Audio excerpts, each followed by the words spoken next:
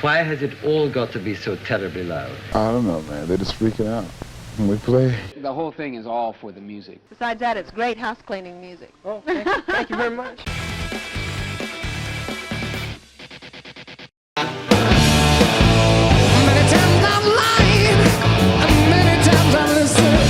These days, let's say the public, you know, it's not just say the kids, because we've had sort of all sorts of people at concerts, you know.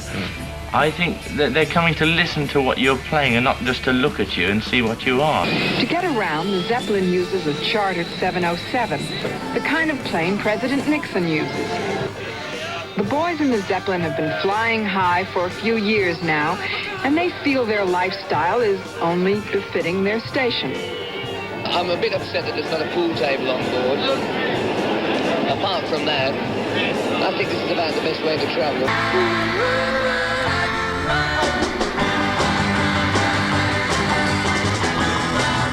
By name. Al Jardine. Thank you, Al. Dennis Wilson. Thank you. Brian Wilson. And Carl Wilson.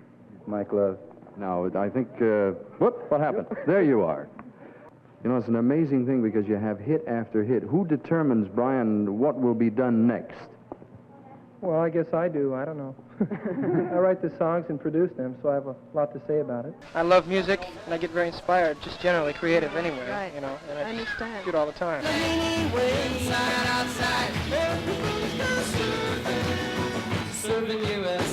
Well, usually the music comes first. Then I write the lyrics over the melody. Besides that, it's great house cleaning music. Oh, thank you very much. Left a good job in the city, working for the mayor every night and day. I guess we're writing, you know, we're rock and roll. We're not, you know, psychedelic over on this side, and we're not that easy listening thing like Glenn Campbell or something. You know, we play rock music. It's we try not to be, you know, that ultra polished professional playing in the nightclub. We don't like that at all. But we don't want to be the you know, the dirty hippie thing. I'm saying that as a joke because it's kind of silly. But we don't really want to appeal, let's say, to that thing either, because our music, the music is much more important than what we look like or even what we think. You know, it's the whole thing is all for the music. Welcome to the Hotel California. You know, the Eagles had sort of on the surface, I think we looked, you know, placid. Kind of like we were sort of, you know, normal sort of guys. Yeah. But your stage not when you have Joe Walsh in your band, it's it's a little different. We used to wreck hotel rooms, you know, in the early days, but nothing like the English bands can do. Nothing like the Who and Led Zeppelin. They were really the best at room trash, is what we used to call the art of room trash. Someone to be kind to in between the dark and the light.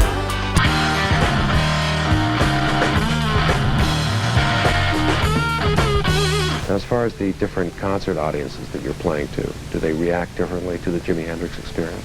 I don't know, man. They're just freaking out when we play. But they listen to us, which is a really thing. You know, when the audience is quiet while you're playing, that's really great. That means they're listening.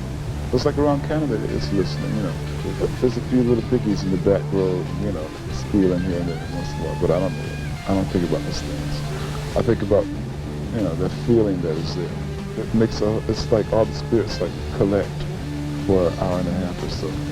That's what it's supposed to be. It doesn't call for talking and yelling, does it?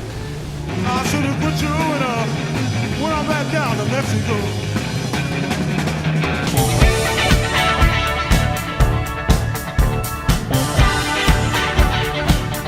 Why has it all got to be so terribly loud? For me, frankly, it's too loud. I just can't bear it. Why has it got to be so loud? So amplified? Well, I don't guess it has to be, but I mean, that's the way we like it.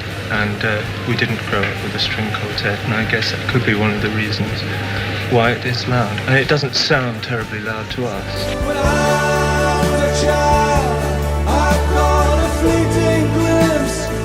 But we are very into sort of timeless, ageless, spacious sort of moods in our music, very often atmospheric.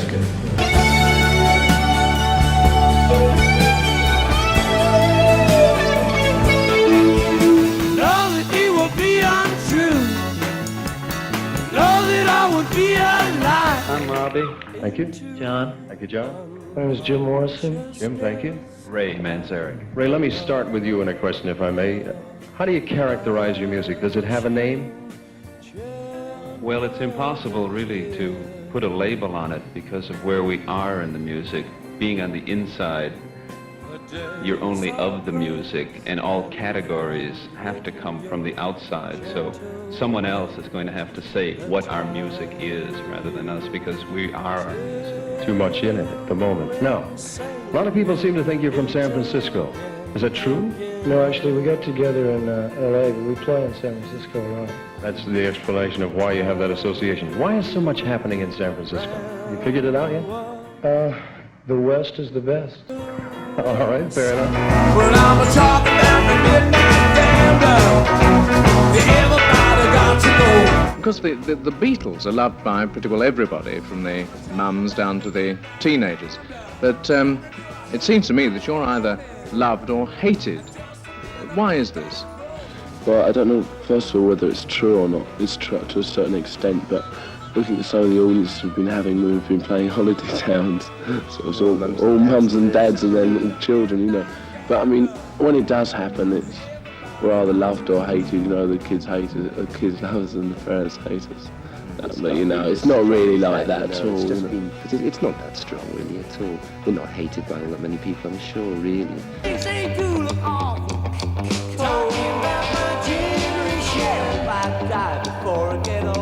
The United States of America was the leader for everything in England. You know, we used to look to the States for everything, for our fashions and for our music. And then all of a sudden, you know, England's fashions and England's sort of directions all sort of started to close in, so that the kids in England were thinking for themselves, you know, they were beginning to sort of build up their own ideas about fashion and build up their own ideas about music, and instead of copying and doing everything from the States.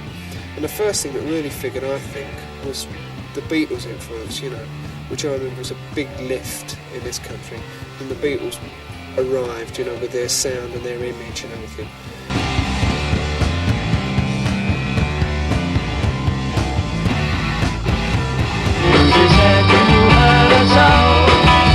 She almost lost her mind. Which do you prefer, mods or rockers? Mockers, I like. I think they're the best. What do you and Ringo do while John and Paul write songs? We play marbles or marples. Ringo, I'd like to know what would you have done if you hadn't had your break in music? I'd have still been an engineer or something, you know, still working. John, why did you have to get married? Because the same reason anybody gets married. You know. Don't be slushy like, but you do, don't you? When you want to get married, when you got to go, you got to go. I always say. Yeah, what's it got to do with you? Thanks very much, John. Thanks, Ringo. Thanks, Paul. And thanks, George. Very much indeed. And best of luck for the film, eh? Best of wishes. Yeah, best of wishes. Best of wishes to the people sent in. Goodbye, Tiny teeth. Bye-bye.